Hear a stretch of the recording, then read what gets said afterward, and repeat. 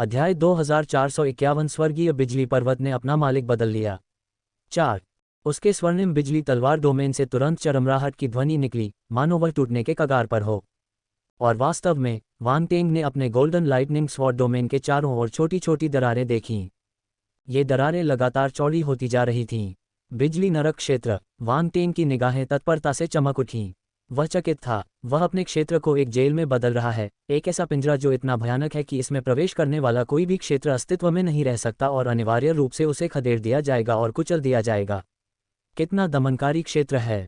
किसने सोचा होगा कि बिजली की शक्ति को इस तरह से लागू किया जा सकता है। लेटुन वास्तव में एक विलक्षण प्रतिभा के रूप में अपनी प्रतिष्ठा पर खरा उतरता है।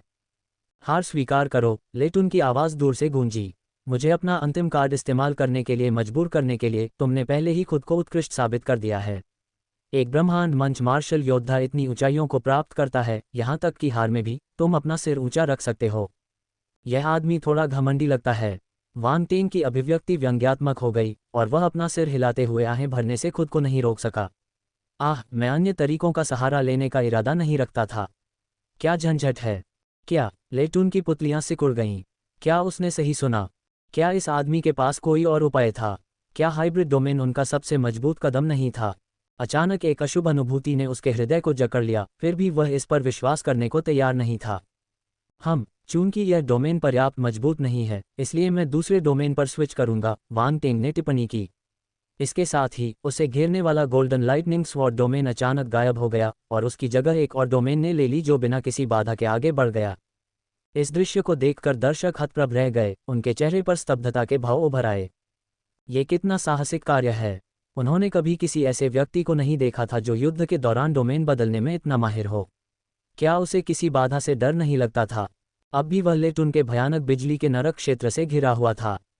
डोमेन स्विच के दौरान कोई भी छोटी सी गलती उसे गंभीर रूप से घायल कर सकती थी। लेटुन के चेहरे पर भी हैरानी की लकीरें उभर आईं। अपने व्यापक अनुभव के बावजूद उसने युद्ध में ऐसा कारनामा कभी नहीं देखा था।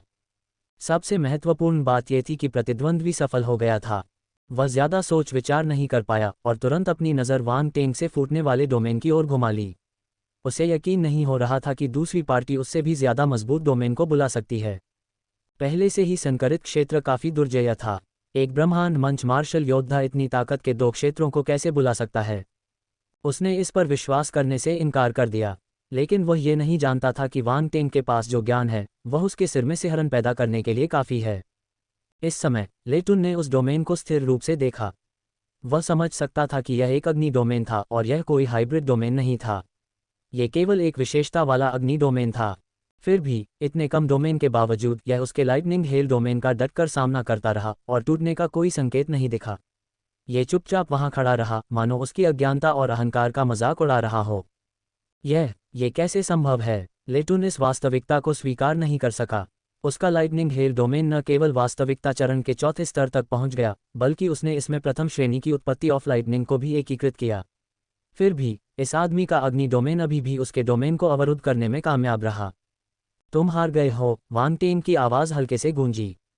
उसका अग्नि क्षेत्र वास्तविकता चरण के 9वें स्तर पर पहुंच गया था। दूसरे स्तर की उत्पत्ति की ज्वाला की मदद से वह अपने प्रतिद्वंद्वी को पूरी तरह से दबा सकता था। पब फ्यूचर द्वारा विज्ञापन। जब से उन्होंने अपने 5 तत्व डोमेन के वास्तविकीकरण चरण को समझा, तब से ब्रह्मांड स्तर से नीचे बहुत कम मार्शल योद्धा डोमेन के मामले में उनसे आगे निकल सके। नहीं, मैं नहीं हारूंगा। लेटुन ने जोरदार दहाड़ लगाए, अपनी सारी शक्ति को उन्मुक्त कर दिया और उसे बिजली के जानवर के शरीर में प्रवाहित कर दिया। गर्जन। बिजली का जानवर दहाड़ता हुआ, अपने खुरों को पटकते हुए और फिर वांग टेंग के अग्नि क्षेत्र की ओर क्रूरतापूर्वक हमला किया। धमाका। बिजली के जानवर की चाल के साथ साथ गड़गड़ाहट की गर्जना भी थी। इस समय ऐसा लग रहा था जैसे इस बिजली के जानवर ने डोमेन की पूरी शक्ति को इकट्ठा करके अपना अंतिम हमला शुरू कर दिया हो। बिल्कुल अंत तक नहीं, वांग टेंग ने आगे की ओर इशारा करते हुए अपना सिर हिलाया। अचानक उसकी तर्जनी उंगली पर एक चमकदार लौ प्रज्वलित हुई और उसके चारों ओर की अग्नि का क्षेत्र अचानक सिकुड़ गया और उसकी उंगली के सिरे पर संघनित हो गया। धमाका। अगले ही क्षण उसकी उंगली के सिरे से प्रकाश की एक पतली किरण फूट पड़ी। आग रेशम उंगली। एक ही बिंदु से किरण बिजली के जानवर के माथे पर उतरी। प्रकाश की वह छोटी सी किरण विशालकाय बिजली के जानवर के बिल्कुल विपरीत थी। लेकिन इतनी बड़ी असमानता के बावजूद एक आश्चर्यजनक परिणाम सामने आया। इस समय मानो रुक गया था। बिजली का जानवर, जो भयानक शक्ति से भरा हुआ था, अचानक अपनी जगह पर जम गया। धमाका। पब फ्यूचर द्वारा विज्ञापन। अचानक बिजली जानवर के माथे से एक चमकदार ज्वाला फूट पड़ी, जो तुरंत उसके पूरे शरीर में फैल गई, और उसके बाद एक भयानक दहाड़ सुनाई दी। बिजली जानवर विस्फोट हो गया। भयानक शक्ति पीछे की ओर लहराई, जिससे लेटुन का चेहरा पीला पड़ गया। उसकी आंखें अनिच्छा से भर गईं, और वह तुरंत बची हुई शक्ति में समा गया। ये शक्ति बवंडर की तरह बढ़ी, आकाश और पृथ्वी को तहस नहस कर दिया, तथा क्षेत्र में बिजली का नामोनिशान मिटा दिया। धीरे धीरे इस बल को समाप्त होने में न जाने कितना समय लगा। मौन। वहां एकदम सन्नाटा छा गया। नीचे दर्शक पूरी तरह से स्तब्ध थे और आकाश में उस आकृति को अविश्वसनीय दृष्टि से देख रहे थे। लेटुन गायब हो गया था। इस तरह के भयानक हमले का सामना करते हुए उसका शरीर अब और अधिक सहन नहीं कर सका, और तुरंत ही उसकी मृत्यु हो गई तथा वह दूर चला गया। वह जीता। वहां खड़े लोगों ने गहरी सांस ली और एक दूसरे को स्तब्ध दृष्टि से देखा। वह काले बालों वाला युवक विजयी हुआ था, और पराजित हुआ लेटुन। क्या वह एक ब्रह्मांड स्तरीय मार्शल योद्धा था? क्या ये छद्मवेश में कोई स्वर्ग स्तर का मार्शल योद्धा हो सकता है? दर्शकों के मन में अनगिनत विचार उमड़ पड़े, जिससे वे काफी देर तक अपना संयम नहीं रख सके। तभी उन्होंने देखा कि आकाश में एक आकृति धीरे धीरे दूर स्थित स्वर्गीय बिजली पर्वत के ऊपर बिजली सिंहासन की ओर बढ़ रही थी। एक क्षण में उनके सारे पिछले विचार गायब हो गए, केवल एक ही विचार शेष रह गया। स्वर्गीय बिजली पर्वत का मालिक बदल गया था। मेरे पास कोई विरासत साइट नहीं थी, इसलिए मैंने लापरवाही से एक के लिए लड़ाई लड़ी। एक स्वर्गीय बिजली पर्वत। बिजली के सिंहासन पर बैठे हुए वांग टेंग ने खुद को एक अजीब जगह पर पाया। चारों ओर बिजली गिर रही थी, फिर भी चमत्कारिक रूप से वह उस जगह से बच गया जहां बिजली का सिंहासन खड़ा था। लगभग ऐसा लगा जैसे वह पृष्ठभूमि बन गया हो। अपनी सीट पर बैठते ही वांग टेंग को बिजली के विभिन्न पहलुओं की अपनी समझ में तुरंत ही स्पष्टता महसूस हुई। ऐसा लगा कि यहाँ चिंतन करना कहीं और की तुलना में कहीं ज्यादा तेज और अधिक कुशल होगा। लेकिन ये तो वही था जो सामान्य मार्शल योद्धा करते थे। अपनी नज़र घुमाते हुए वांग टेंग ने सिंहासन के चारों ओर अलग अलग विशेषताओं वाले कई बुलबुले देखे। बिना किसी हिचकिचाहट के उसने हाथ बढ़ाकर उन्हें इकट्ठा कर लिया। बिजली नक्षत्र बल 2000, लाइटनिंग डोमेन 1500, लाइटनिंग डोमेन 1200, बिजली की उत्पत्ति 120, बिजली की उत्पत्ति 80।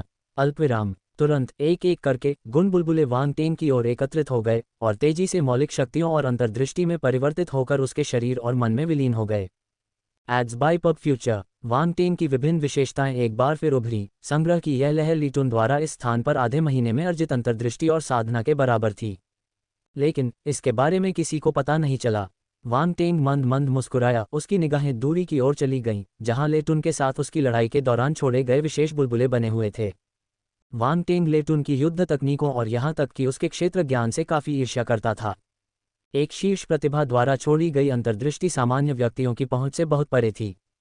बिजली तारामंडल बल 18000, लाइटनिंग ले फनेस 5000, स्वर्गीय बिजली भला 4000, लाइटनिंग स्पीयर डोमेन 8वीं रैंक तारांकन 1200, लाइटनिंग हेल डोमेन 4था रैंक वास्तविकीकरण चरण तारांकन 1000, ब्रह्मांड क्षेत्र आत्मा 6000, ब्रह्मांड क्षेत्र ज्ञानोदय 5200, दिव्य स्तर बिजली प्रतिभा 15000।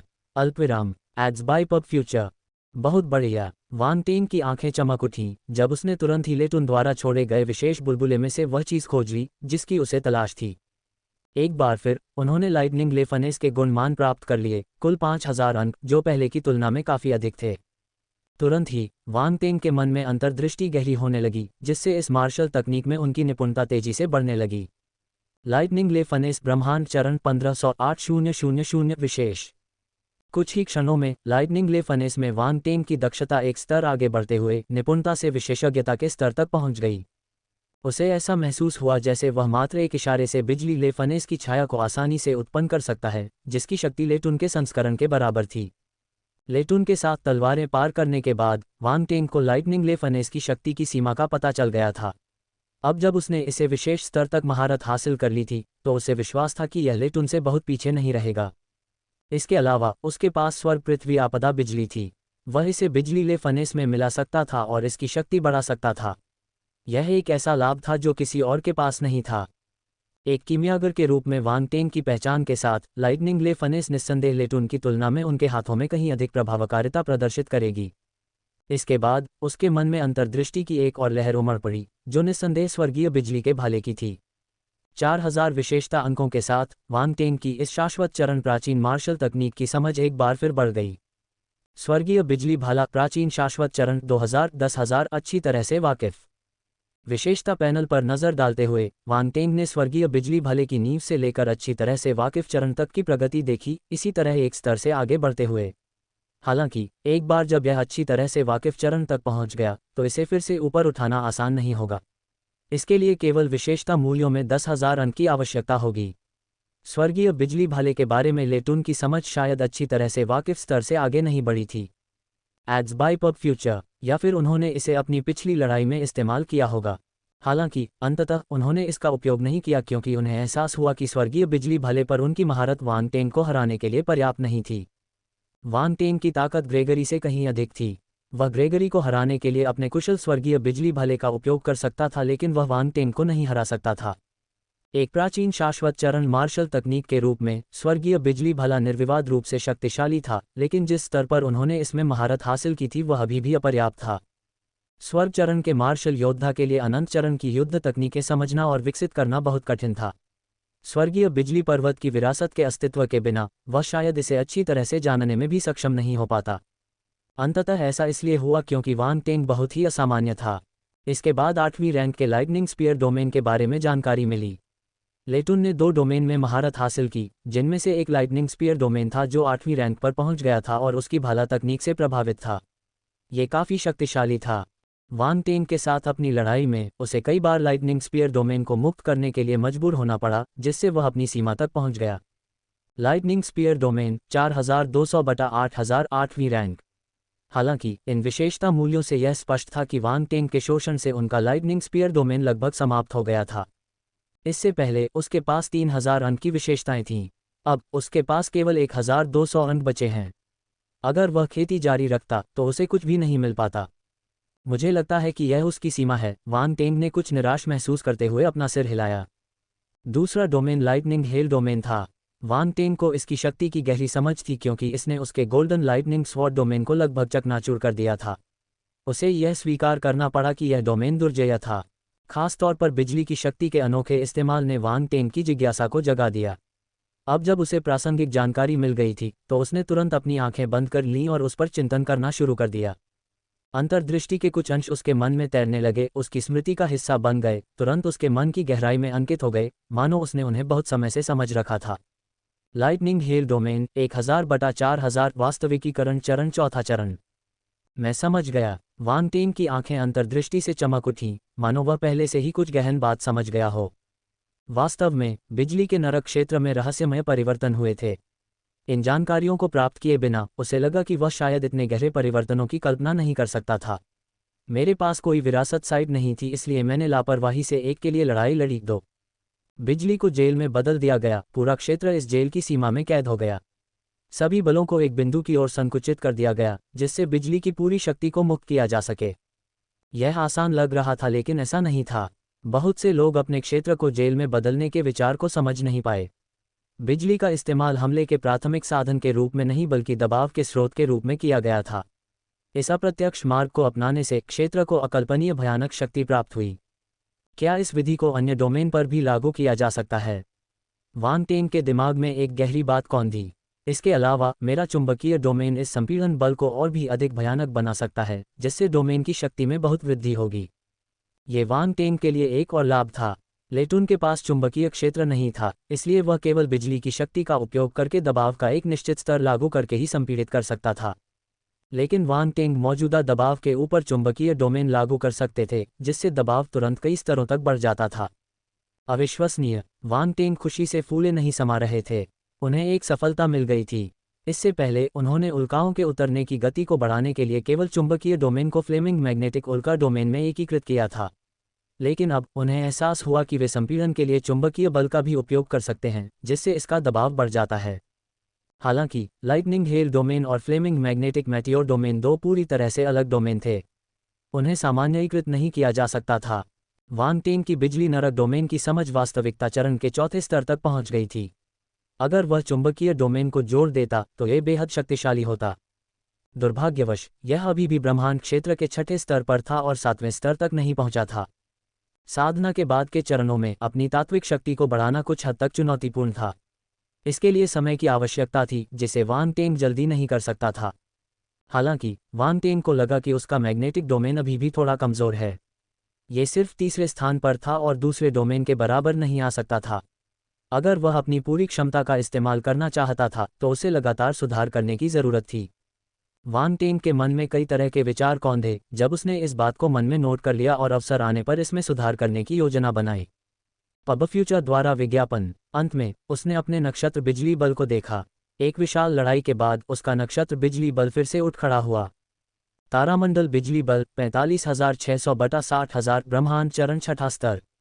दुर्भाग्यवश यह अभी भी ब्रह्मांड क्षेत्र के छठे स्तर पर था और 7वें स्तर तक नहीं पहुंचा था।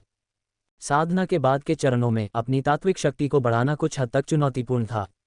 इसके लिए समय की आवश्यकता थी, जिसे वांग टेंग जल्दी नहीं कर सकता था। इसके अतिरिक्त सांख्यिकी और ज्ञान से संबंधित कई विशेषताएं थीं, लेकिन चूंकि वांग टेंग वर्तमान में उनमें सुधार नहीं कर सकते थे, इसलिए उन्होंने उन पर ध्यान नहीं दिया और बस आगे बढ़ गए। अंतिम विशेषता बुलबुले में दिव्य स्तर की बिजली प्रतिभा थी, जिसके कुल अंक 15,000 थे, जो काफी मूल्य था।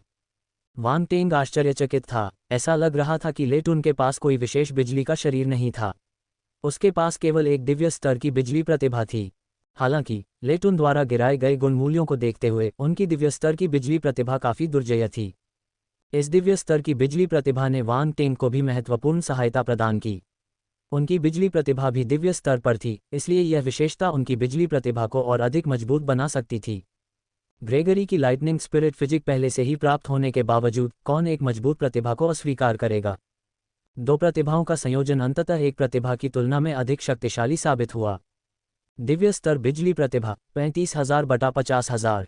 अपनी बिजली प्रतिभा पर नजर डालते हुए वांग टेंग ने देखा कि यह मूल 20,000 अंक से बढ़कर 35,000 अंक हो गया था, जो विशेषता मूल्य में लगभग 1/3 वृद्धि थी।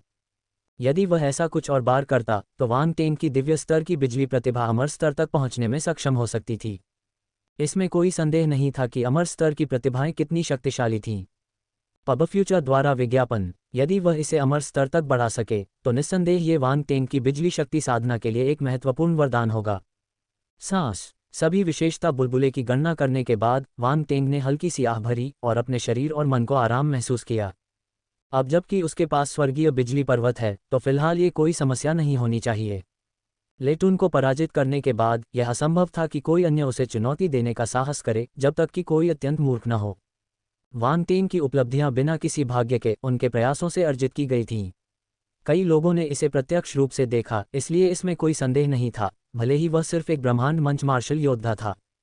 कई लोग पहले से ही इस बात पर सवाल उठा रहे थे कि क्या वांग टेंग वास्तव में एक ब्रह्मांड स्तरीय मार्शल योद्धा था या अपने विरोधियों को आश्चर्यचकित करने के लिए सिर्फ कमजोर होने का नाटक कर रहा था। अन्यथा उसके पास इतनी भयानक शक्ति कैसे हो सकती थी। लेटुन की ताकत जगजाहिर थी और कई लोग उसे चुनौती देने में विफल रहे थे। अब वह एक ब्रह्मांड मंच मार्शल योद्धा से हार गया था। कई लोग बस इस पर विश्वास नहीं कर सकते थे। अभी भी बहुत समय है। मैं अगले कुछ दिनों तक यहीं रहकर साधना करूंगा, वांग टेंग ने सिंहासन पर बैठते हुए आसपास के वातावरण का निरीक्षण करते हुए मन ही मन सोचा। स्वर्गीय बिजली पर्वत के लिए लड़ने का कारण खेती के लिए समृद्ध विरासत वाली जगह ढूंढना था। अब जब उसे वह जगह मिल गई थी तो उसका इधर उधर भटकने का कोई इरादा नहीं था। इसके अलावा पहाड़ पर बहुत सारे विशेष बुलबुले थे जो समय समय पर और बार बार दिखाई देते थे। वांग टेंग के लिए ये निस्संदेह एक बेहतरीन अवसर था। इसलिए अगले कुछ दिनों तक वांग टेंग स्वर्गीय बिजली पर्वत पर ही रहे, लगातार विशेषता बुलबुले उठाते रहे और कभी कभी पर्वत द्वारा छोड़ी गई विरासतों में तल्लीन होते रहे। जबकि लेटुन को स्वर्गीय बिजली पर्वत से केवल स्वर्गीय बिजली भाले की विरासत मिली थी, वांग टेंग का मानना था कि यहाँ अन्य विरासतें छिपी होनी चाहिए। हालांकि इन विरासतों को प्राप्त करना आसान नहीं होगा। इसके लिए समय और चिंतन की आवश्यकता होगी। इस बीच सेकेंडरी करियर एलायंस के मार्शल योद्धा पहाड़ छोड़ने लगे। लेटुन पराजित हो चुके थे और वे अब और अधिक समय तक वहां नहीं रुक सकते थे। उनकी नज़र में वांग टेंग ने उनके खिलाफ कोई कदम नहीं उठाया था, इसलिए उन्होंने मान लिया कि उसने उन्हें अपनी मर्जी से जाने दिया। अगर वे स्वेच्छा से नहीं गए और उसके द्वारा कोई कार्रवाई किए जाने का इंतजार किया तो निस्संदेह उन्हें इसके परिणाम भुगतने होंगे। मेरे पास कोई विरासत साइट नहीं थी, इसलिए मैंने लापरवाही से एक के लिए लड़ाई लड़ी। 3 स्वर्गीय बिजली पर्वत पर अभ्यास कर रहे मार्शल योद्धाओं ने वांग टेंग की ताकत को प्रत्यक्ष रूप से देखा था और भाग्य के किसी भी भ्रम को पालने की हिम्मत नहीं की थी। इसके अलावा यह एक अलिखित नियम था कि जब किसी विरासत स्थल पर कब्जा करने वाले प्रतिभाशाली योद्धा को पराजित कर दिया जाता था तो उनके गुट के मार्शल योद्धा स्वेच्छा से वहां से चले जाते थे। शक्ति ही अधिकार है, ये सिद्धांत सत्य है। अगर वे उस क्षेत्र पर कब्जा कर भी ले तो भी यह व्यर्थ होगा। जब किसी की ताकत कम पड़ जाए तो उसे जल्द या बाद में अवश्य ही बाहर कर दिया जाएगा। विरोध करने की बजाय स्वेच्छा से चले जाना बेहतर था। हालांकि वांग टेंग की पहचान अनिश्चित रही, इसलिए किसी ने भी आने की हिम्मत नहीं की। इससे एक अजीब दृश्य निर्मित हो गया जहां हर कोई देख रहा था और इंतजार कर रहा था, जिसके परिणामस्वरूप स्वर्गीय बिजली पर्वत पर अब तक केवल वांग टेंग का ही कब्जा था। लेकिन कुछ ही दिनों में वांग टेंग का नाम फैल गया और कई लोग उसकी पहचान पर चर्चा और जांच करने लगे। स्वर्गीय बिजली पर्वत के स्वामित्व में परिवर्तन पूरे स्वर्गीय बिजली पर्वत के लिए एक महत्वपूर्ण घटना थी, जिसने विभिन्न गुटों का ध्यान आकर्षित किया। अल्पविराम virtual universe corporation ads by pub future. विश्वद्वीप सार्वजनिक गतिविधि क्षेत्र। विश्वद्वीप पर अलग अलग खेती के क्षेत्र थे। वहां मनोरंजन और अवकाश के लिए भी जगहें थीं, जहां योद्धाओं के बीच बातचीत होती थी। इस समय सार्वजनिक गतिविधि क्षेत्र में स्थित एक बार के अंदर कई मार्शल योद्धा शराब पी रहे थे और बातचीत कर रहे थे। उनमें कोई और नहीं बल्कि गोल्डन ड्रैगन रेस का प्रतिभाशाली योद्धा एडहोगे भी था, जिससे वांग टेंग की मुलाकात हुई थी। कुछ दिन दायरे में बिताने के बाद वह भीतर से लौट आया। उसने वांग टेंग के मामलों पर बहुत कम ध्यान दिया। वांग टेंग घमंडी था, लेकिन वह सिर्फ एक ब्रह्मांड मंच मार्शल योद्धा था। उनके बीच अभी भी बहुत बड़ा अंतर था। वे एक ही स्तर पर नहीं थे, इसलिए ध्यान देने लायक कुछ भी नहीं था। अंततः एडहोगे ने वांग टेंग पर ज्यादा ध्यान नहीं दिया, लेकिन उस समय उसके चारों ओर मौजूद मार्शल योद्धाओं का दृष्टिकोण अलग था। ये मार्शल योद्धा एडहोग के अनुयायी थे। एडहोगे जैसे प्रतिभाशाली लोगों के पास हमेशा बहुत से समर्थक होते थे। हालांकि उनकी प्रतिभा सराहनीय थी, फिर भी वे एडहोगे की तुलना में फीके थे। उनमें एडहोग ने नेतृत्वकारी पद संभाला तथा उन्हें सुरक्षा और सुविधा भी प्रदान की। वर्चुअल यूनिवर्स कॉर्पोरेशन ने ऐसे कई हित समूहों को आश्रय दिया। एड्स बाय पब फ्यूचर उदाहरण के लिए बैंगनी ज्वाला सच्चा भगवान वंश, जिससे वांग टेंग संबंधित था, एक विशाल रुचि समूह था। पर्पल फ्लेम ट्रू गॉड वंश के नीचे विभिन्न छोटे हित समूह उभरे, ठीक एडहेग की तरह। वांग टेंग ने हाल ही में वर्चुअल यूनिवर्स कॉर्पोरेशन में प्रवेश किया था, अन्यथा वह भी ऐसे हित समूहों को आकर्षित कर लेता। आखिरकार ब्रह्मांड में ताकत ही सर्वोच्च थी। वांग टेंग की जबरदस्त ताकत के कारण लोगों का उसके पास आना स्वाभाविक था। अब चूंकि एडहेग के हितों से समझौता हो चुका था, इसका मतलब था कि उनके अनुयायियों के हित भी प्रभावित हुए थे। प्रारंभ में उन सभी ने यह मान लिया था कि देव अवस्था का प्रतिभाशाली व्यक्ति बनने का अनुबंध एडहोगे और दो अन्य प्रतिभाशाली व्यक्तियों के बीच होगा, जिसमें एडहोगे के जीतने की अच्छी संभावना होगी। लेकिन किसी ने यह उम्मीद नहीं की थी कि कोई बाहरी व्यक्ति आकर सीधे देव मंच के प्रतिभाशाली व्यक्ति का अनुबंध छीन लेगा। चूंकि देव स्तर के प्रतिभाशाली व्यक्तियों के अनुबंधों की संख्या सीमित थी, इसलिए इस अवसर को खोने का मतलब था कि एडहेग और उसके समूह के पास कोई मौका नहीं होगा, कम से कम अल्पावधि में तो नहीं। परिणामस्वरूप एडहोग के मार्शल योद्धा साथी स्वाभाविक रूप से धार्मिक आक्रोश और असंतोष से भर गए। भाई एडहोग वह कौन था जिसने देव मंच प्रतिभा अनुबंध लिया था? क्या आप हमें बता सकते हैं? एक मार्शल योद्धा ने सावधानी से पूछा। एडहोग ने अपनी भौहें सिकुड़ी, गिलास में पानी घुमाया, लेकिन वह चुप रहा। भाई एडहोगे, क्या उस व्यक्ति की कोई विशेष पहचान है? कोई पूछे बिना नहीं रह सका। एड्स बाय पब फ्यूचर उस व्यक्ति का नाम वांग टेंग है। वह एक ब्रह्मांड स्तरीय मार्शल योद्धा है। एडहोगे ने सभी की ओर देखा और शांति से उत्तर दिया, वांग टेंग। सभी ने इस नाम को बुदबुदाया और कुछ देर तक सोचते रहे। फिर उन्होंने अपना सिर हिलाया। मैंने इस नाम के बारे में कभी नहीं सुना। रुको भाई एडहोग, क्या आप कह रहे हैं कि वह सिर्फ एक ब्रह्मांड मंच मार्शल योद्धा है? हर कोई हैरान था। ये सही है, एक ब्रह्मांड मंच मार्शल योद्धा। एडहोगे मुस्कुराया। इसलिए आपको किसी भी चीज के बारे में चिंता करने की जरूरत नहीं है। एक ब्रह्मांड मंच मार्शल योद्धा मेरे लिए क्या खतरा पैदा कर सकता है? लेकिन ये कैसे संभव है? उसे एक प्रतिभाशाली व्यक्ति का अनुबंध कैसे मिला? दूसरों को ये बात अविश्वसनीय लगी और वे पूछने से खुद को रोक नहीं पाए। मुझे नहीं पता, एडहोग ने अपना सिर हिलाया। आपको बस ये जानना है कि मेरे पास भगवान चरण का प्रोडिजी अनुबंध पाने की क्षमता है और अब मेरी ताकत उससे ज्यादा है। इसलिए चाहे उसे भगवान चरण का प्रोडिजी अनुबंध कैसे भी मिला हो, इससे मेरी स्थिति पर कोई असर नहीं पड़ेगा। उसका आत्मविश्वास देखकर बाकी लोग भी उससे सहमत हुए बिना नहीं रह सके। भाई एडहोग सही कह रहे हैं। चूंकि वह सिर्फ एक ब्रह्मांड मंच का मार्शल योद्धा है, इसलिए वह तुम्हारा मुकाबला नहीं कर सकता। इस पर एडहेग ने संतोषपूर्वक सिर हिलाया। वैसे भाई एडहोग, क्या आपने उसे पहले देखा है? एक मार्शल योद्धा ने अचानक पूछा। कुछ दिन पहले रियलम स्पेस के प्रवेश द्वार पर मेरी उनसे मुलाकात हुई थी, एडहोग ने सिर हिलाते हुए जवाब दिया। रियलम स्पेस का प्रवेश द्वार। वह रियलम स्पेस में प्रवेश कर गया। बाकी लोग थोड़े स्तब्ध रह गए। हाँ, अनुबंध पर हस्ताक्षर करने के तुरंत बाद वह रियलम स्पेस में प्रवेश करने के लिए इंतजार नहीं कर सकता था।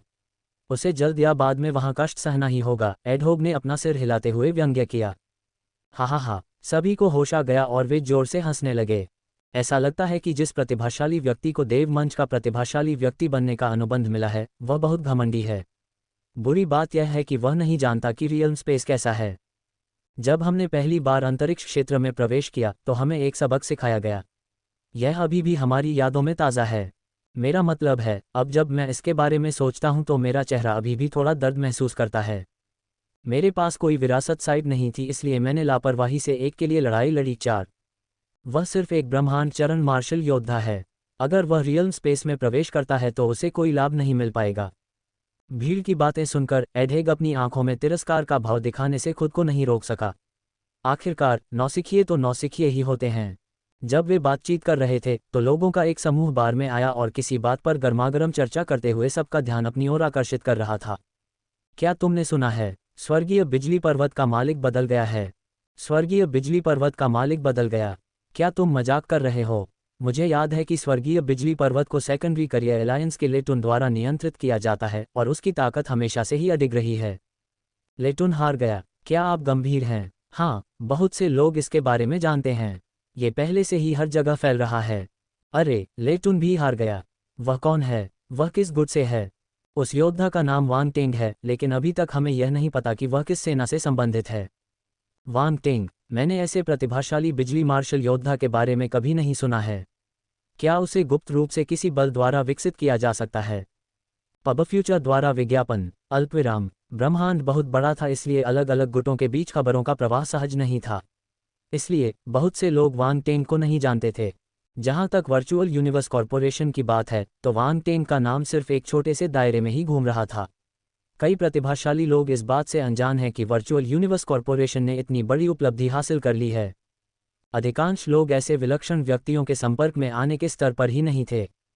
बेशक वांग टेंग वर्चुअल यूनिवर्स कॉरपोरेशन में बहुत कम समय के लिए ही था। यह उसके लिए पूरे वर्चुअल यूनिवर्स कॉरपोरेशन में मशहूर होने के लिए पर्याप्त नहीं था। लेकिन इस समय इन बिजली तत्व प्रतिभाओं के बीच चर्चा ने बार में सभी का ध्यान आकर्षित किया। भले ही वे बिजली तत्व वाले मार्शल योद्धा न हों, लेकिन उन्हें बिजली के दायरे, खासकर प्रसिद्ध विरासत क्षेत्रों की कुछ समझ थी। बहुत से लोग उनके बारे में जानते थे। अब इस खबर के साथ कि बिजली क्षेत्र के स्वर्गीय बिजली पर्वत का स्वामित्व बदल गया था, इसने स्वाभाविक रूप से भीड़ की जिज्ञासा और आश्चर्य को तुरंत जगा दिया। कुछ लोग तो क्षण भर के लिए स्तब्ध भी हो गए। एडेहोग के सामने खड़े कुछ योद्धा एक दूसरे की ओर देखने लगे। उन्हें संदेह हो रहा था कि उन्होंने गलत सुना है। ऐसा लग रहा था जैसे उन्होंने उन लोगों के मुंह से कोई बहुत परिचित नाम सुना हो। उन्होंने ये नाम अभी अभी एडेग से सुना था। पब फ्यूचर द्वारा विज्ञापन। वांग टेंग? क्या ये वही व्यक्ति नहीं था जिसे देव स्तर का प्रतिभाशाली व्यक्ति बनने का अनुबंध मिला था? और वे लोग क्या कह रहे थे कि स्वर्गीय बिजली पर्वत का स्वामित्व बदल गया और वांग टेंग ने लेतुन को हरा दिया। उनके मन में कई सवाल उमड़ रहे थे जो उन्हें बहुत अनिश्चितता में डाल रहे थे। क्या वांग टेंग वही व्यक्ति था जिसने देव मंच प्रतिभा अनुबंध प्राप्त किया था? लगभग उसी समय वे एडेहोग की ओर देखने लगे। उन्होंने देखा कि उसका रंग काला पड़ गया है। उसके चेहरे पर संदेह की गहरी भावना है। वह अचानक उठ खड़ा हुआ और मार्शल योद्धाओं के समूह की ओर चला गया जो अभी अभी चर्चा कर रहे थे। इस समय तक वे बार में प्रवेश कर चुके थे, एक टेबल पा चुके थे और अभी भी चर्चा कर रहे थे। क्या आप जिस वांग टेंग की बात कर रहे हैं वह एक ब्रह्मांड स्तरीय मार्शल योद्धा है? एडेहोग उनके सामने आया और धीमी आवाज में पूछा। कौन? ये लोग उत्साह से चर्चा कर रहे थे और थोड़े अधीर भी थे। हालांकि जब उन्होंने ऊपर देखा और एडहोग की भव्य आकृति देखी तो उनके चेहरे सख्त हो गए। उन्हें उसकी पहचान का एहसास हुआ। उन्होंने झिझकते हुए जवाब दिया, ओह, यह एडहोग है। एडहोग विश्वद्वीप पर काफी प्रसिद्ध था। स्वर्ग मंच की सभी प्रतिभाओं में से वह सबसे शक्तिशाली में से एक था। वह लेटुन से भी अधिक शक्तिशाली था। मेरे सवाल का जवाब दो। एडहोगे के पास इन लोगों के लिए समय नहीं था। उसने बस भौहें सिकोड़कर पूछा। ओह, आपने अभी क्या पूछा? व्यक्ति ने अजीब ढंग से उत्तर दिया।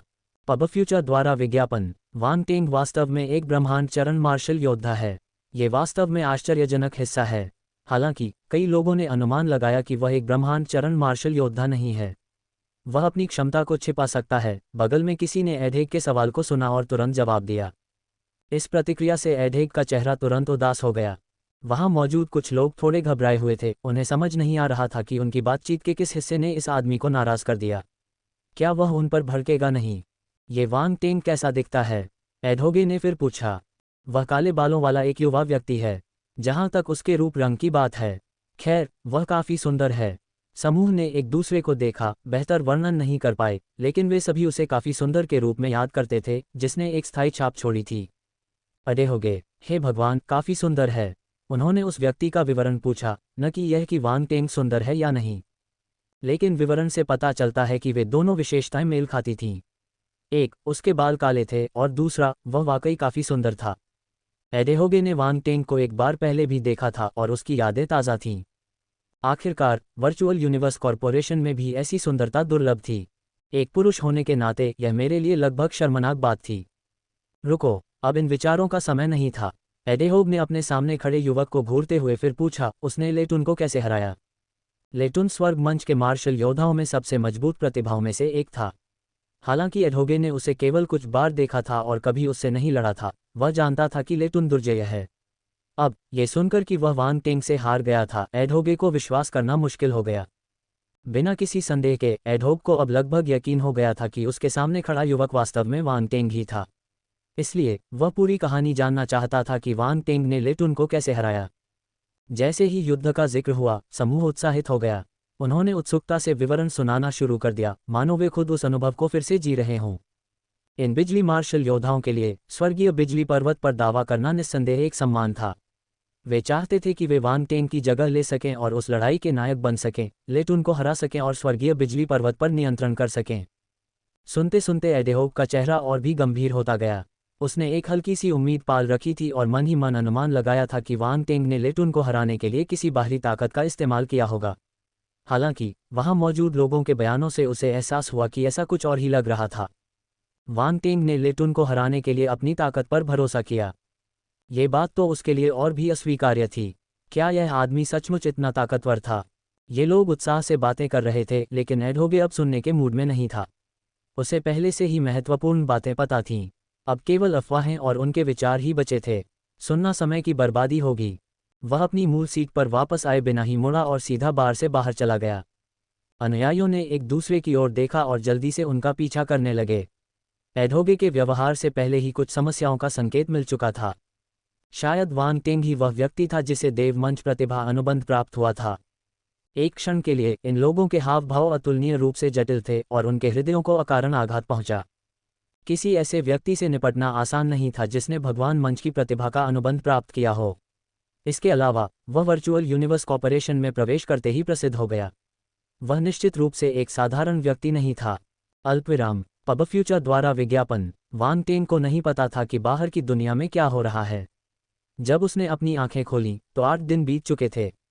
वांग टेंग, हम सेकेंडरी करियर एलायंस तक पहुंचने वाले हैं। राउंड बॉल की आवाज़ उसके दिमाग में गूंज रही थी। ठीक है, वांग टेंग ने सिर हिलाया। स्वर्गीय बिजली पर्वत को छोड़ने का समय आ गया था। अफसोस की बात यह थी कि उसके पास सिर्फ 8 दिन थे। नहीं तो वह और ज्यादा खेती कर सकता था। अब उसे सिर्फ अगली बार का इंतजार था। 8 दिनों में वह 6ठे स्तर से 8वें स्तर पर पहुंच गया था। ये काफी अच्छा था। वांग टेंग ने अपने गुण बोर्ड पर नजर डाली। उसका नक्षत्र बिजली बल टूट गया था और ब्रह्मांड चरण के 8वें स्तर तक पहुंच गया था। तारामंडल बिजली बल 23,000 बटा 30,000, ब्रह्मांड चरण 8वां स्तर। 8 दिनों में वह 6ठे स्तर से 8वें स्तर पर पहुंच गया था। ये काफी अच्छा था। ये दक्षता अन्य मार्शल कलाकारों के लिए अकल्पनीय थी। वांग टेंग मुस्कुराया और अपने डोमेन और मूल विशेषताओं को देखा। लाइटनिंग डोमेन 10,000 बटा 10,000 पूर्ण। पब फ्यूचर द्वारा विज्ञापन। बिजली की उत्पत्ति 1250 20,000 द्वितीय श्रेणी। वांग टेंग को आश्चर्य हुआ कि उसका बिजली का क्षेत्र पूर्ण अवस्था में पहुंच गया था। इस तरह वह बिना किसी चिंता के वास्तविकीकरण चरण क्षेत्र को समझ सकता था। इस परिपूर्ण साधारण डोमेन के साथ वास्तविकीकरण चरण डोमेन की उनकी समझ दोगुनी प्रभावी होगी। बिजली की उत्पत्ति भी बहुत बढ़ गई थी। अब बिजली का क्षेत्र पहले से ही दूसरे दर्जे पर पहुंच चुका था। यहां तक कि कई स्वर्ग मंच के मार्शल योद्धा भी इस स्तर तक नहीं पहुंच सके। लेटुन के मामले में भी यही हुआ। उनकी किताब ओरिजिन ऑफ लाइटनिंग पहली रैंक के शिखर पर ही थी। दूसरी रैंक तक पहुंचना इतना आसान नहीं था। उसी समय वानटेंग को स्वर्गीय बिजली पर्वत की विरासत में मिली युद्ध तकनीक स्वर्गीय बिजली भाला से बहुत सारे विशेषता बुलबुले प्राप्त हुए। स्वर्गीय बिजली भाला प्राचीन शाश्वत चरण 5600/10,000 अच्छी तरह से वाकिफ। एकमात्र अफसोस ये था कि वह अभी तक पारंगत स्तर तक नहीं पहुंच पाया। अगर वह विशेषज्ञ स्तर तक पहुंच पाता तो वानटेंग की स्वर्गीय बिजली भाले की महारत शायद लेटुन से आगे निकल जाती।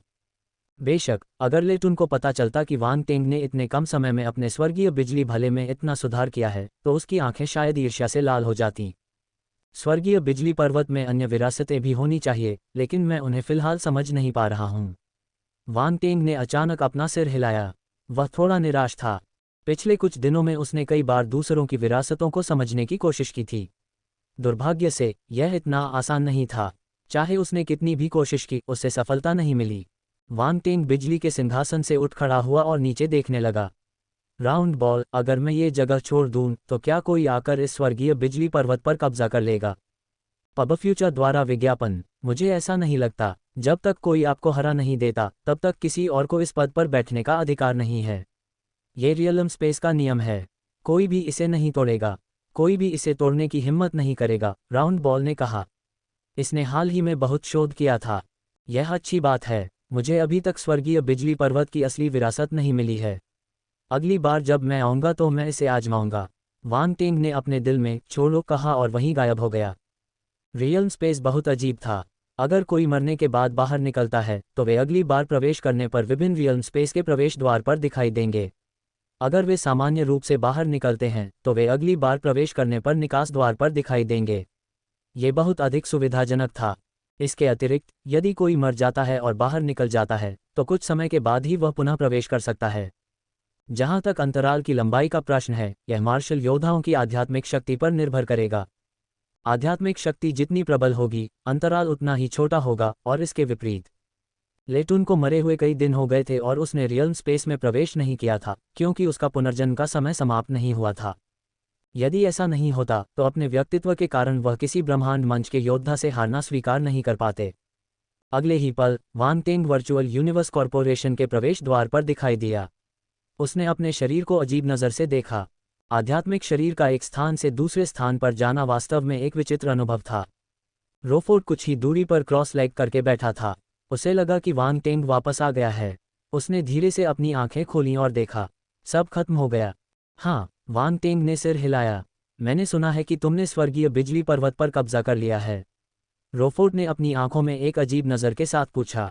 यह एक सवाल की तरह लग रहा था, लेकिन उसने इसे पहले ही किसी और से सुना था। वह बस वानटेंग को खुद ये स्वीकार करते हुए सुनना चाहता था। ये सही है। मेरे पास कोई लीगेसी साइड नहीं थी, इसलिए मैंने बस एक को चुन लिया, वानटेंग ने जवाब दिया। रोफोर्ड थोड़ा स्तब्ध रह गया। अंधेरे प्रेत का प्रकट होना, अंधेरे नक्षत्र बल की वृद्धि। एक वानटेंग के शब्दों ने रोफोर्ड को स्पष्ट रूप से अचंभित कर दिया। आपका क्या मतलब है कि आपके पास एक भी नहीं था और आप उसके लिए यूं ही लड़े? क्या उन्होंने सोचा था कि रियलम स्पेस में विरासत स्थल एक साधारण जगह है जिस पर आसानी से विजय प्राप्त की जा सकती है? यह आदमी शेखी बघार रहा है। रोफोर्ड को कुछ अवाक महसूस हुआ। एक बार फिर शाश्वत चरण के शासक को एहसास हुआ कि उसने वानटेंग को गलत समझा था। यह आदमी ईमानदार नहीं था। अहम रोफोर्ड, मुझे कुछ काम निपटाने हैं। मुझे विदा लेनी चाहिए। वानटेंग ने रोफोर्ड के अजीब हाव भाव को देखा और महसूस किया कि उसने अनजाने में ही अपना अहंकार दिखा दिया होगा। उसने जल्दी से अपना व्यवहार ठीक किया और बोलने से पहले खांसने लगा। आपको सेकेंडरी करियर एलायंस के मुख्यालय की ओर जाना चाहिए, है न? रोफोर्ड ने कुछ क्षण मौन रहने के बाद पूछा। हाँ, वानटेंग ने सिर हिलाया। ऐसा लगता है कि secondary career alliance exchange summit शुरू होने वाला है, रोफोर्ड ने टिप्पणी की। उनकी नज़रें दूसरी ओर घूम गईं। मैं वास्तव में शिखर सम्मेलन में भाग लेने के लिए वहां जा रहा हूं, वानटेंग ने मुस्कुराते हुए कहा और चले गए। रोफोर्ड ने एक अंतरिक्ष यान बुलाया और जब दोनों उसमें सवार हो गए तो उन्होंने एक अजीबोगरीब भाव से कहा, आपकी स्थिति अनोखी है। आपकी पहचान बहुत जटिल है। अगर यह उजागर हो जाए तो इससे काफ़ी हलचल मच सकती है। Ads by pub future. क्या आप विरासत स्थल की बात कर रहे हैं? वानटेंग का दिमाग तेजी से घूम गया। ये सही है। 7 तारकीय अकादमियाँ, सेकेंडरी करियर एलायंस और वर्चुअल यूनिवर्स कॉर्पोरेशन। इसका मतलब है कि इन तीनों गुटों का हर कोई स्वर्गीय बिजली पर्वत का अध्ययन करने के लिए उसमें प्रवेश कर सकता है। रोफोर्ड ने सिर हिलाया और दुख जताया। ऐसी स्थिति में उन्हें अंदर आने दो। जब तक इससे मेरे ज्ञानोदय पर कोई असर नहीं पड़ता, वांग टेंग ने कंधे उचका दिए। इससे निश्चित रूप से आप पर कोई प्रभाव नहीं पड़ेगा। केवल वे लोग जो विरासत स्थलों के सिंहासन पर बैठते हैं, उनके पास ही मूल विरासत को समझने की संभावना होती है, रोफोर्ड ने स्पष्ट किया। ओह, वांग टेंग की आंखें थोड़ी चौड़ी हो गईं। क्या यह विरासत स्थलों का रहस्य है? कमोबेश, हालांकि यह कोई रहस्य नहीं है जो सिर्फ कुछ लोगों को ही पता हो, रोफोर्ड ने जवाब दिया। वांग टेंग ने जोर से कहा, इसमें कोई आश्चर्य नहीं कि इतने सारे प्रतिभाशाली लोग विरासत स्थलों पर कब्जा करने के लिए कृतसंकल्प हैं। जब दोनों बातचीत कर रहे थे, अंतरिक्ष यान देव मंच क्षेत्र में उतरा। रोफोर्ड के साथ वांग टेंग भी उतरकर नक्षत्र भवन में वापस आ गया। क्या आपको सेकेंडरी करियर एलायंस के मुख्यालय तक मेरे साथ चलने की आवश्यकता है? रोफोर्ड ने वांग टेंग को देखते हुए पूछा, जो प्रस्थान करने वाला था। फिलहाल नहीं, वांग टेंग ने जवाब दिया। रोफोर्ड ने चुपचाप सिर हिला दिया और आगे चर्चा करने से मना कर दिया। वांग टेंग फिर आभासी ब्रह्मांड में गायब हो गया। जब उसने फिर से अपनी आंखें खोलीं, तो उसने खुद को डेविल स्लेयर अंतरिक्ष यान के नियंत्रण कक्ष में पाया। तुम अंततः वापस आ गए। मैं अकेले बहुत ऊब गया था, राउंड बॉल ने शिकायत की। एड्स बाय पब फ्यूचर, मैं अगली बार आपके साथ रहने के लिए मेटल आर्मर, फ्लेमिंग स्कॉर्पियन और अन्य को साथ लेकर आऊंगा, वांग टेंग ने हंसते हुए कहा। फिर पूछा, हमारे पहुंचने में अभी कितना समय है? हम पहले ही सोलर ड्रैगन प्रादेशिक क्षेत्र में प्रवेश कर चुके हैं और हम पास के स्थानिक वर्महोल से गुजरने वाले हैं। सेकेंडरी करियर एलायंस के मुख्यालय तक पहुंचने में कुछ घंटे लगेंगे, गोल मटोल इकाई ने उत्तर दिया। सोलर ड्रैगन प्रादेशिक क्षेत्र, वांग टेंग ने सोचा। उसकी आंखों में जिज्ञासा की झलक दिखाई दी क्योंकि वह पैनोरमिक सिमुलेशन के माध्यम से सितारों को देख रहा था। तो ये सोलर ड्रैगन प्रादेशिक डोमेन था। ये दिलचस्प था। सोलर ड्रैगन रेस के साथ उनका संघर्ष एक शैतानी दिमाग वाले अंधेरे भूत द्वारा एक लाश पर कब्जा करने से उपजा था। हालांकि वे संघर्ष कम हो गए थे, लेकिन उनका रिश्ता जटिल बना रहा। उन्हें संदेह था कि ज़ुलोंग शुआंग के साथ आगे भी संघर्ष होगा, लेकिन ज़ुलोंग शान के लिए ऐसा नहीं कहा जा सकता था। ये पहली बार था जब वह सोलर ड्रैगन प्रादेशिक क्षेत्र में कदम रख रहा था, जो सोलर ड्रैगन जाति का गढ़ था, और वह वास्तव में उत्सुक था। ब्रह्मांड विशाल और विविधतापूर्ण था। कई मार्शल योद्धा अपने पूरे जीवनकाल में अपने क्षेत्रों से बाहर कभी कदम नहीं रख सकते थे। फिर भी वह यहाँ था, पहले से ही 2 या 3 क्षेत्रों का दौरा कर चुका था। वह भोला भाला नौसिखिया नहीं था। उसकी जिज्ञासा अनुभव से शांत हो गई थी। अब वह हर नई खोज पर अति प्रतिक्रिया करने वाला नहीं था। उसके सामने सोलर ड्रैगन प्रादेशिक क्षेत्र वास्तव में अनोखा था। अंतरिक्ष यान के सेंसर के अनुसार यहाँ अग्निबल का तारामंडल असाधारण रूप से शक्तिशाली था, यहाँ तक कि कुछ ग्रहों की सतह पर लाल रंग की लपटें भी जल रही थीं। वे तारे नहीं थे, बल्कि ऐसे ग्रह थे जिनकी सतह पर अजीबोगरीब वातावरण था, जिनसे आग निकलती थी, जो अंदर से सामान्य ग्रहों के समान थी। ये वही था जो वांग टेंग ने अपनी वास्तविक आंखों से देखा था। वह इन जलते हुए ग्रहों के बारे में बहुत उत्सुक था। उसने इन्हें पहले कभी नहीं देखा था। Ads by pub future, Wang tang ने दुख जताते हुए कहा, ब्रह्मांड वास्तव में आश्चर्यों से भरा है। राउंड बॉल ने विश्लेषण किया कि संभवतः इन ग्रहों की सतहें अग्नितत्व ऊर्जा वाले अयस्कों से ढकी हुई हैं, इसलिए वे स्वयं प्रज्वलित होती हैं। क्या आपको लगता है कि वे अचानक फट सकते हैं? वांग टेंग ने अचानक पूछा। उसके उत्सुक चेहरे पर जिज्ञासा साफ झलक रही थी। उद्धरण चिन्ह ... ये कहना मुश्किल है, राउंड बॉल ने उसे हताशा से देखते हुए जवाब दिया। इस आदमी के चेहरे पर हमेशा एक लापरवाह भाव रहता था, जो कभी भी संभावित परेशानी से नहीं डरता था। ये ग्रह बिल्कुल ठीक थे, फिर भी उसे विस्फोट का सुझाव देना था। धमाका! अचानक पूरे अंतरिक्ष में एक गगनभेदी धमाका गूंज उठा। वे दोनों स्तब्ध होकर एक दूसरे को हैरानी भरी नजरों से देखने लगे।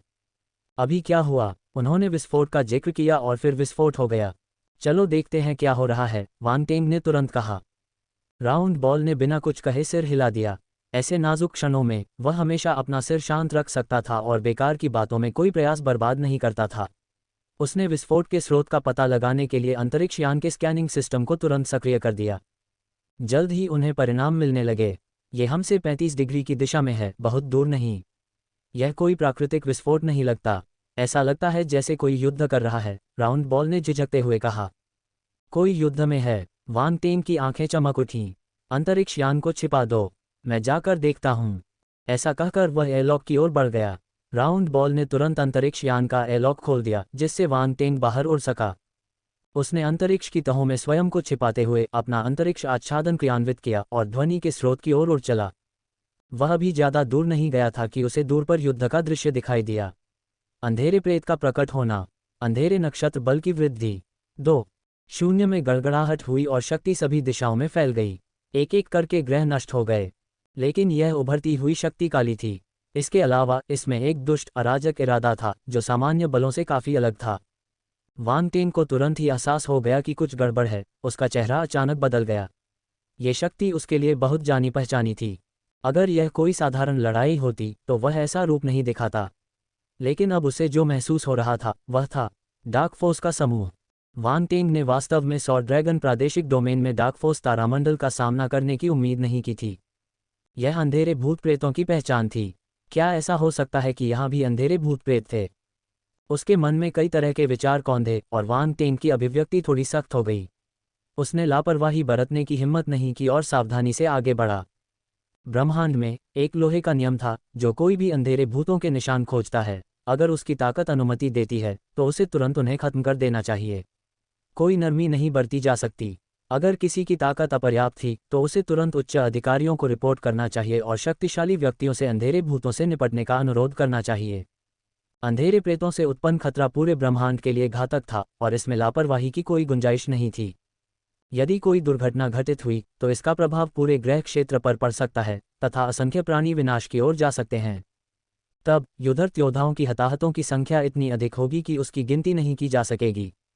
ये काले प्रेत एक आपदा थे। ज्यादा स्पष्टीकरण की जरूरत नहीं थी। प्रकाश समूह के हर प्राणी को अंधेरे भूतों से बहुत नफरत थी। एक बार जब अंधेरे भूतों के निशान मिल जाते तो कोई भी चुप नहीं बैठता। Ads by pub future. यहाँ तक कि अगर कुछ कायर व्यक्ति स्वयं कार्रवाई करने का साहस नहीं करते तो भी वे मामले की तुरंत रिपोर्ट कर देते। वांग टेंग को पृथ्वी पर अंधेरे भूतों के हाथों बहुत पीड़ा हुई थी और पृथ्वी लगभग अंधेरे भूतों द्वारा नष्ट कर दी गई थी। अब जब उसका सामना यहाँ अंधेरे भूतों से हुआ तो वह संभवतः आंखें मूंद नहीं सकता था। इस समय वह तेजी से आगे बढ़ा और उस क्षेत्र के पास पहुंचा जहां युद्ध हो रहा था। जल्द ही उसने कई आकृतियां देखी जो सामान्य मार्शल योद्धा नहीं थीं। उनसे एक अजीब सी लाल चमक निकल रही थी और उनसे निकलने वाला तारामंडल बल न केवल एक दुष्ट अराजक इरादा लेकर आया था बल्कि एक हल्की खूनी गंध भी छोड़ रहा था। एक नज़र में ये स्पष्ट था कि वे साधारण मार्शल योद्धा नहीं थे। ये हैं पिशाचों की काली छायाएं। वांग टेंग की आंखें चमक उठीं।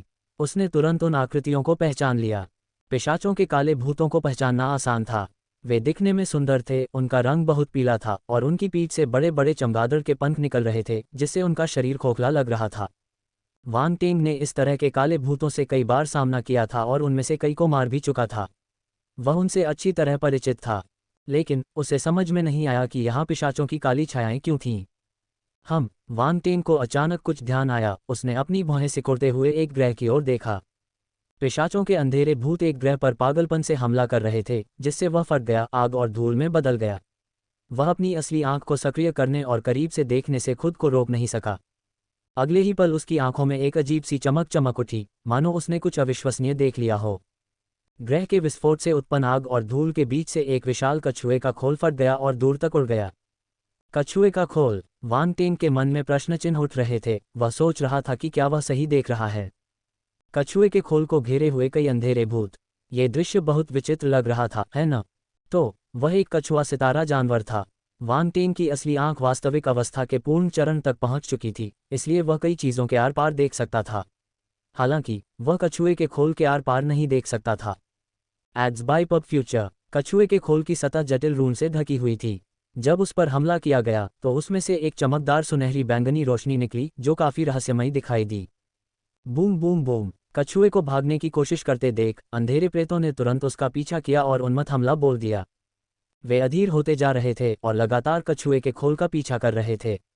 हालांकि इसकी गति अकल्पनीय थी, जिसके कारण उन्हें अपने वरिष्ठों द्वारा दिए गए युद्धपोत का इस्तेमाल करके अंततः इसे रोकना पड़ा। फिर भी वे इसके बचाव को भेद नहीं पाए। इस कछुए के खोल की कठोरता ने उन्हें, मध्यम श्रेणी के शैतान सम्राटों को, पूरी तरह असहाय बना दिया। ये प्रकाश गुट का क्षेत्र था और उनके द्वारा उत्पन्न उपद्रव किसी भी समय पता चल सकता था। यदि उन्होंने प्रकाश गुट के शक्तिशाली व्यक्तियों का ध्यान आकर्षित किया तो वे बर्बाद हो जाएंगे। यद्यपि वे मध्यम श्रेणी के शैतान सम्राट थे, फिर भी प्रकाश गुट के क्षेत्र में उन्हें सावधानी से चलना पड़ता था। अन्यथा केवल एक ब्रह्मांड स्तरीय मार्शल योद्धा का प्रकट होना ही उनके लिए निश्चित विनाश का कारण बन जाएगा। वांग टेंग के दिमाग में विचारों का मंथन हुआ और उसने तुरंत एक योजना बनाई। अब समय आ गया था कि उसके काले भूत का रूप फिर से प्रकट हो। हे उसके होठों पर एक शरारती मुस्कान खेल रही थी जब उसने अपने शैतानी कवच को सक्रिय कर लिया, जिससे उसके शरीर पर कवच की एक मोटी परत चढ़ गई, जिससे वह लंबा हो गया और 4 या 5 मीटर लंबे विशालकाय व्यक्ति जैसा दिखने लगा। लेकिन ऐसा लगता है कि मेरा नक्षत्र डार्क फोर्स अब थोड़ा कमजोर हो गया है, वांग टेंग ने अपनी ठुड्डी को रगड़ते हुए कहा। अब उसके शरीर पर शैतानी कवच के कारण उसके हाथ से धातु की घर्षण ध्वनि निकली, जो उसकी ठुड्डी को छूते ही काफी कर्कश हो गई। हालांकि उन्होंने इस पर ध्यान नहीं दिया और अपने गुण बोर्ड पर नजर डाली। Dark constellation force 3000/10,000 Cosmos stage प्रथम स्तर। जब से देवोर निहिलिटी 20 चला गया तब से उसका तारामंडल डार्क फोर्स नहीं बढ़ा। यह अभी भी ब्रह्मांड क्षेत्र के पहले स्तर पर था। वह अपनी सभी फोर्स विशेषताओं का उपयोग नहीं कर सकता था, इसलिए उसके लिए कुछ मध्यम स्तरीय शैतान सम्राटों का सामना करना थोड़ा कठिन था। इसलिए उसे पहले अपने नक्षत्र डार्क फोर्स को बढ़ाने की जरूरत थी। ये शून्यता से संपर्क करने का समय है। वांग टेंग अपने भक्षण स्थान में प्रवेश कर गया और क्रॉस लेग करके बैठ गया। उसने इन स्थानों के बीच संबंध के माध्यम से शून्यता की उपस्थिति को महसूस करने की कोशिश की। अंधेरे प्रेत का प्रकट होना, अंधेरे नक्षत्र बल की वृद्धि। 3 डेवो अनिहिलिटी बीस्ट क्लोन वांग टेंग के क्लोन से अलग था। उसके पास एक भौतिक शरीर था और एक निश्चित मात्रा में आत्मजागरूकता थी। हालांकि मुख्य निकाय और क्लोन के बीच संचार डेवो स्पेस के माध्यम से संभव था। बेशक संचार के इस तरीके की अपनी सीमाएं थीं और यह सामान्य बातचीत की तरह अनौपचारिक नहीं हो सकता था। यही कारण था कि वांग टेंग ने कभी भी अपने निहिलिटी के क्लोन से संपर्क करने की कोशिश नहीं की थी। हालांकि वर्तमान परिस्थितियों के कारण उनके पास संपर्क करने के अलावा कोई विकल्प नहीं था। पालथी मारकर बैठे हुए उसने अपनी आंखें बंद कर लीं। उसे ऐसा महसूस हो रहा था मानो उसके विचार एक अंधकार में दुनिया में खींचे जा रहे हों, जो प्रकाश की किरण द्वारा आगे की ओर बढ़ रही हो। अनिश्चित समय के बाद अंततः उसे एक और परिचित चेतना का एहसास हुआ। यह कोई और नहीं बल्कि निहिलिटी क्लोन था। वांग टेंग ने तुरंत एक विचार प्रेषित किया, जिसमें निहिलिटी क्लोन को निर्देश दिया गया कि वह डार्कलैंड में एकत्रित किए गए विशेषता बुलबुले को प्रेषित करे। ये विशेषता बुलबुले मूल रूप से निहिलिटी क्लोन के शरीर के भीतर संग्रहित थे और मुख्य शरीर और क्लोन संचरण के लिए एक चैनल के रूप में डेवो स्पेस का उपयोग कर सकते थे। निहिलिटी क्लोन मुख्य शरीर से अचानक संपर्क से आश्चर्यचकित लग रहा था। हालांकि वांग टेंग के विचारों को महसूस करते हुए उसने तुरंत विशेषता बुलबुले संचारित करने के अनुरोध का अनुपालन किया। Ads by pub future. इसके बाद वांग टेंग ने क्लोन की स्थिति के बारे में पूछताछ की, ये सुनिश्चित किया कि कोई समस्या नहीं है और इस मामले पर आगे ज्यादा बात नहीं की। इस तरह के संपर्क को बनाए रखना चुनौतीपूर्ण था और सूचना का संचार करना बेहद मुश्किल था। इससे आध्यात्मिक शरीर पर काफी असर पड़ता था और लंबे समय तक संपर्क में रहने से नुकसान हो सकता था। अंततः भक्षण स्थान मुख्य शरीर और अवतार दोनों के आध्यात्मिक शरीरों के भीतर विद्यमान था, जिससे उन्हें अपनी आत्माओं के माध्यम से संवाद करने में सक्षम बनाया गया। हालांकि मुख्य शरीर और क्लोन दो अलग अलग दुनिया में रहते थे, जो एक दूसरे से बहुत दूर थे। यहाँ तक कि इस तरह के एक संक्षिप्त आदान प्रदान ने भी उनकी आत्माओं पर बहुत दबाव डाला। सुनने में ये काफी लंबा लग रहा था, लेकिन इसमें बस कुछ सेकंड लगे। ये सब लंबा लगने के बावजूद बस एक पल में ही हो गया। जैसे ही वांग टेंग की चेतना वापस लौटी, उसने अचानक अपनी आंखें खोलीं, अपने आध्यात्मिक शरीर पर थकान की लहर महसूस की। संचार का यह तरीका उसकी अपेक्षा से कहीं ज्यादा चुनौतीपूर्ण साबित हुआ। धमाका। उस क्षण वांग टेंग के शरीर के भीतर अचानक राजसी नक्षत्र डार्क फोर्स का एक उभार फूट पड़ा, जो उसके पूरे अस्तित्व से होकर उसके आंतरिक ब्रह्मांड की ओर एकत्रित हो गया। उनके आंतरिक ब्रह्मांड में ब्लैक होल के केंद्र के किनारे पर अनेक काले क्रिस्टलीय संरचनाएं तुरंत मूर्त हो गईं। Boom boom boom. अगले ही पल वांग टेंग के शरीर के भीतर से तेज धमाकों की एक श्रृंखला गूंज उठी। उन्होंने एक सफलता हासिल की। वांग टेंग के समूह डार्क फोर्स ने अप्रत्याशित रूप से न केवल एक या दो स्तरों को, बल्कि एक साथ कई स्तरों को तोड़ दिया था। Ads by pub future. Dark constellation force 90,000/90,000 cosmos stage 9वां स्तर। परफेक्ट 9वें स्तर का ब्रह्मांड चरण। वांग टेंग दंग रह गया। उसका तारामंडल डार्क फोर्स परफेक्ट 9वें स्तर पर पहुंच गया था। अन्य अंधेरे प्रेतों को पहले स्तर से परिपूर्ण 9वें स्तर तक पहुंचने के लिए कुछ साल या यहां तक कि दसियों साल लग सकते हैं। हालांकि वांग टेंग सीधे उस तक पहुंच गया। निहिलिटी क्लोन डार्कलैंड में क्या कर रहा था? इस समय वांग टेंग को जिज्ञासा की लहर महसूस हुई। ऐसा लग रहा था कि निहिलिटी क्लोन मुसीबत खड़ी करने में उससे भी अधिक कुशल था। क्या उस आदमी ने जाकर बहुत सारे काले भूतों को मार डाला था? वांग टेंग के मन में कई तरह के विचार कौंधने लगे। उसकी अभिव्यक्ति धीरे धीरे अधिक विचित्र होती गई। फिर भी ये निस्संदेह उसके लिए एक बड़ा वरदान था।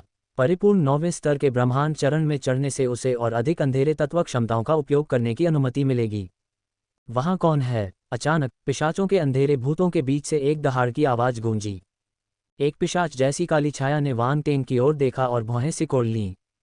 क्या हो रहा है? अन्य लोग, जो कछुए के खोल के चारों ओर खड़े थे, अपने साथी के अचानक भड़कने से थोड़ा चौंक गए। एड्स बाय पब फ्यूचर, मुझे खोज लिया गया है। वांग टेंग ने अब खुद को छिपाना बंद कर दिया, स्थानिक दरार से बाहर निकल आया। वह शून्य में प्रकट हुआ, एक जेट ब्लैक कवच पहने हुए, नक्षत्र डार्क फोर्स से प्रभावित, एक ठंडी और दुष्ट आभा के साथ ऊंचा, एक सच्चे अंधेरे भूत जैसा। शैतान कवच दौड़। पिशाच अंधेरे प्रेत स्तब्ध थे, लेकिन उन्होंने अपने गार्ड को थोड़ा कम कर दिया। कम से कम ये प्रकाश गुट का योद्धा नहीं था। वांग टेंग चुप रहा और उनके करीब आ गया। रुको। जब उन्होंने वांग टेंग को करीब आते देखा तो पिशाचों की भौहें बेकाबू हो गईं।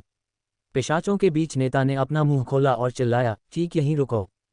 तुम बहुत धीमे हो। वांग टेंग ने शैतान कवच जाति की आवाज की नकल करते हुए कहा, उसके शब्द धातु के टुकड़ों के घर्षण की तरह लग रहे थे।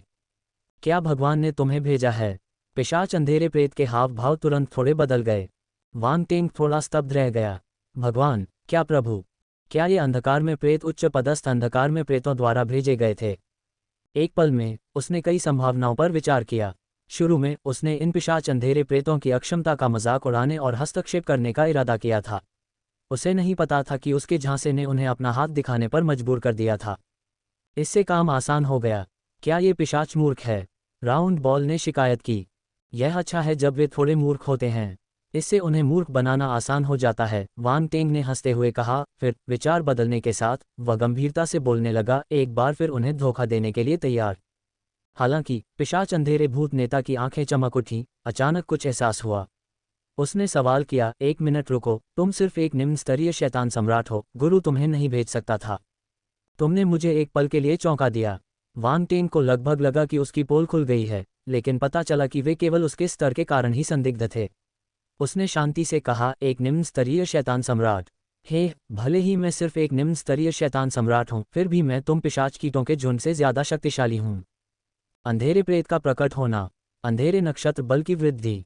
4 समूह उपहास कौशल सक्रिय। तुमने क्या कहा? कुछ पिशाच अंधेरे प्रेत तुरंत क्रोधित हो गए और वांग टेंग को घूरने लगे। मैंने कहा था कि तुम सब कीड़े मकोड़े हो, वांग टेंग ने शांति से उत्तर दिया। लानत है। पिशाच के काले भूत अपनी आंखों से आग उगल रहे थे और गुस्से से चिल्ला रहे थे, उसे मार डालो। उसे मार डालना चाहिए। हाँ, उसे मार दो। वह यहाँ अकेला है। अगर हम उसे मार भी दें तो भी किसी को पता नहीं चलेगा। तुम्हारी हिम्मत कैसे हुई हम पिशाचों को भड़काने की? तुम मौत की तलाश में हो। अल्पविराम। पिशाच अंधेरे प्रेत के नेता का भी एक ठंडा चेहरा था। उसने डरावने लहजे में कहा, शैतान कवच रेस, आपको अपनी अज्ञानता और मूर्खता के लिए भुगतान करना होगा। क्या तुम्हें लगता है कि तुम मुझे मार सकते हो? वांग टेंग ने नाक भान सिकोड़ी। उसके हाव भाव में कोई बदलाव नहीं आया। तुम्हारे जैसे निम्न स्तरीय शैतान सम्राट ने इतनी अहंकारपूर्ण बातें करने की हिम्मत की? क्या तुम्हारे बुजुर्गों ने तुम्हें नहीं बताया कि बाहरी दुनिया कितनी खतरनाक और क्रूर हो सकती है? पिशाच अंधेरे प्रेत के नेता ने ठंडे स्वर में कहा। वांग टेंग ने जवाब दिया, मेरे बुजुर्गों ने मुझे केवल यही बताया था कि जब कीटों का सामना करना पड़े तो मुझे उन्हें सीधे कुचल देना चाहिए। Ads by pub future. बहुत बढ़िया। पिशाचों के नेता का चेहरा बहुत गहरा हो गया। पीछे देखे बिना उसने अपने पीछे खड़े दूसरे पिशाचों से कहा, इस कछुए के खोल पर नजर रखो, इसे भागने मत दो। धमाका। दूसरे पिशाचों के जवाब का इंतजार करने से पहले अचानक एक तेज आवाज गूंजी। बिना किसी हिचकिचाहट के वह पहले से ही रक्त लाल प्रकाश की धारा में बदल गया था और वांग टेंग की ओर बढ़ रहा था। वांग टेंग की अभिव्यक्ति अपरिवर्तित रही, लेकिन उसके शरीर के भीतर विभिन्न विशेषताएं चुपचाप काम करने लगीं। उन्होंने ट्रू ड्रैगन बैटल फिजिक छद्म को सक्रिय किया और 4 दिव्य ज्वालाएं भड़क उठीं। इस बार उन्होंने ट्रू ड्रैगन बैटल फिजिक की शक्ति बढ़ाने के लिए डार्क फ्लेम का भी इस्तेमाल किया। उसी समय उसके शरीर की सतह पर अजीब ज्वाला के निशान दिखाई दिए। कुछ नीले, कुछ लाल, कुछ सफ़ेद और कुछ काले रंग के थे। 4 रंगों वाली ज्वाला के तराजू ने उसके शरीर को ढक लिया, जिससे कोई संघर्ष नहीं दिखा, बल्कि इसके बजाय अत्यंत सामंजस्य दिखा, जो एक अजीब अनुभूति से भरा था। प्राचीन देवता का शरीर भी सक्रिय हो गया। उसके माथे पर एक रहस्यमय सुनहरा पैटर्न खिल गया। पंचतत्व दिव्य काया ने कार्य किया और उसके शरीर के 5 अंगों में अचानक शक्ति प्रविष्ट हो गई, जिससे भंवरें बन गईं और भयानक शक्ति के साथ विस्फोट होने लगा। शैतानी कवच से ढकी ये घटनाएं बाहरी दुनिया के लिए अदृश्य थीं। हालांकि पिशाच वांग टेंग के शरीर से अचानक निकलने वाली जबरदस्त गति को महसूस कर सकता था। अरे बाप रे! पिशाच की पुतलियां सिकुड़ गईं, अंदर तक हिल गईं। उसके सामने शैतान कवच जाति एक भयानक जानवर की तरह लग रही थी, उसका शरीर असीम रूप से विशाल लग रहा था, जैसे कोई अदृश्य विशालकाय उसे देख रहा हो। एड्स बाय पब फ्यूचर गर्जन। वांग टेन की उदासीन और तिरस्कारपूर्ण अभिव्यक्ति को देखकर पिशाच पूरी तरह से क्रोधित हो गया। एक भयंकर दहाड़ लगाते हुए उसने अपने पंजे वाले हाथ से शून्य में एक लाल पंजे का निशान बनाया और वांग टेंग की ओर भयंकर रूप से पंजे से हमला किया। तभी वांग टेंग भी बिना किसी दया के आगे बढ़ा। एक मुक्का लगते ही उसके अंदर की भयानक शक्ति फूट पड़ी। तारामंडल डार्क फोर्स मुट्ठी के निशान में परिवर्तित हो गया। डार्क डेविल मुट्ठी। जब भयानक शक्ति बाहर निकली तो एक जबरदस्त गर्जना गूंजी। शैतान टाइटन युद्ध तकनीक। पिशाच की अभिव्यक्ति में भारी परिवर्तन आया, उसकी पुतलियां हिंसक रूप से सिकुड़ने लगी। वह मुक्का से बचने का प्रयास कर रहा था, लेकिन तब तक बहुत देर हो चुकी थी। वांग टेंग ने हमला करने के लिए आखिरी क्षण तक इंतजार किया था। उन दोनों के इतने करीब होने के कारण पिशाच अब और नहीं बच सकता था। धमाका। दोनों हमले एक साथ हुए, मुट्ठी का निशान हवा में उड़ गया। इसके तुरंत बाद टूटने की आवाज़ गूंजी और पंजे का निशान एक सेकंड भी नहीं टिक सका, इससे पहले कि वह टूट जाए, प्रकाश के अनगिनत कणों में बदल जाए। पिशाच ने बचने के लिए अपने पंख फड़फड़ाए, लेकिन मुट्ठी के निशान की गति कम नहीं हुई। उसकी गति अत्यंत तीव्र थी और अगले ही क्षण वह सीधे उसके शरीर पर जा लगी। एड्स बाय पब फ्यूचर पफट। पिशाच के मुंह से खून निकला और उसका शरीर अनियंत्रित होकर पीछे की ओर उड़ने लगा। ये कैसे संभव है? कई दूर खड़े पिशाचों के चेहरे पर अविश्वास के भाव तुरंत जम गए। जूलियस हार गया और प्रतिद्वंद्वी ने सिर्फ एक मुक्का मारा। क्या वह वास्तव में एक निम्न स्तरीय शैतान सम्राट था? वांग टेंग को इस बात की परवाह नहीं थी कि पिशाच के अंधेरे भूत क्या सोच रहे थे। एक झटके में वह सीधे पिशाच के उड़ते हुए रूप को पकड़ लेता है, जो ऊपर से उसके ऊपर मंडरा रहा है। रुको। जूलियस का पहले से ही पीला चेहरा और भी पीला पड़ गया और वह जल्दी से बोला। वांग टेंग की आंखें उदासीनता और उपहास से चमक उठीं और उन्होंने एक और मुक्का मारा। धमाका। जूलियस इस घूंसे से बच नहीं सका, उसके पेट पर जोरदार प्रहार हुआ, जिसके कारण अंदर से एक तीखी चटकने वाली आवाज निकली। फफ। एक और कौर खून से लथपथ हो गया और पिशाच का शरीर उल्का की तरह नीचे गिर गया। जूलियस। अन्य पिशाचों के चेहरे अचानक बदल गए। वे मदद के लिए दौड़ना चाहते थे, लेकिन वे कछुए के खोल से घिरे हुए थे, जिससे वे मुक्त नहीं हो पा रहे थे। वांग टेंग नीचे कूदा, उसकी मुट्ठियां लगातार वार कर रही थीं, जिससे पिशाच को सांस लेने का कोई मौका नहीं मिल रहा था। धमाका। धमाका। जूलियस की आंखें आक्रोश से भरी हुई थीं, उसके पंख उसके पीछे फड़फड़ा रहे थे। वह अपने शरीर को बुरी तरह घुमा रहा था, उसके भीतर से एक शक्तिशाली क्षेत्र फूट रहा था। यह क्षेत्र गहरे लाल रंग का था, हर जगह गहरे लाल रंग का खून फैला हुआ था, जिसने वांग टेंग को तुरंत अपने घेरे में ले लिया, जो सीधे उसकी ओर बढ़ रहा था। वैम्पायर का डोमेन। वांग टेंग की आंखें चमक उठीं, कवच के नीचे उसके मुंह के कोनों पर एक मुस्कान उभर आई। लेकिन ये केवल 5वीं श्रेणी का डोमेन है। मात्र